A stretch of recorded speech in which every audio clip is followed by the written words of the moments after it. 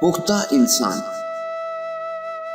N landers نے پختگی کے بارے میں ایک مضمون لکھا ہے، اس کا ایک حصہ یہ ہے: Maturity is the ability to control anger and settle differences without violence and destruction.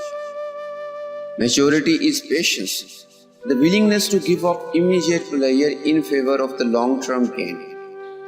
Maturity is perseverance, sweating out a project despite setbacks. Maturity is unselfishness, responding to the needs of others.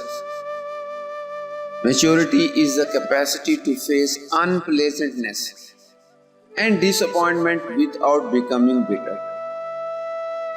Maturity is a humility. A mature person is able to say, "I was wrong," and when he is proved right, he does not have to say, "I told you so." Maturity means dependability, integrity, keeping one's word. Maturity is the ability to live in peace with things we cannot change. مطلب یہ کہ پختگی یہ ہے کہ آدمی غصہ پر قابو پا لے اور اختلافات کو تشدد اور تخریب کے بغیر حل کر سکے۔ پختگی برداشت کا نام ہے، یہ آمادگی کے دیر طلب فائدے کے لیے وقتی خوشی کو ترک کر دیا جائے۔ پختگی دراصل ثابت قدمی ہے، رکاوٹوں کے باوجود منصوبے کی تکمیل کے لیے اپنی محنت جاری رکھنا۔ پختگی بے غرضی ہے، دوسروں کی ضرورتوں میں ان کے کام آنا۔ پختگی اس استعداد کا نام ہے کہ ناخوشگواری اور مایوسی کا سامنا کسی تلخی کے بغیر کیا جائے۔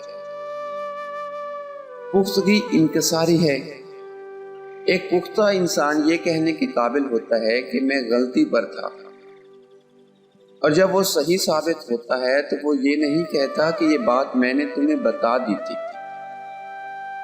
پختگی کا مطلب ہے قابل اعتماد اور ایماندار ہونا،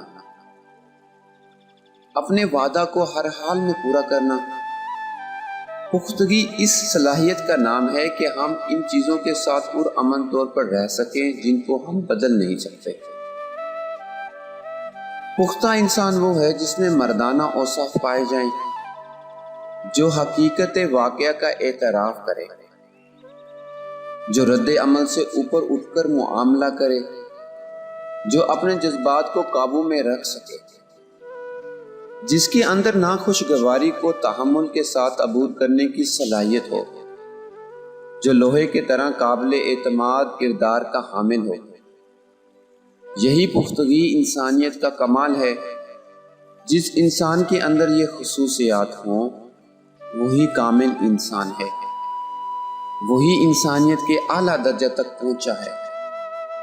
ایسے ہی افراد زندگی میں کوئی حقیقی کارنامہ سر انجام دیتے ہیں، اور یہی افراد ہیں جو کسی قوم کو ترقی اور کامیابی کی طرف لے جاتے ہیں۔ مولانا وحید الدین کی کتاب زندگی۔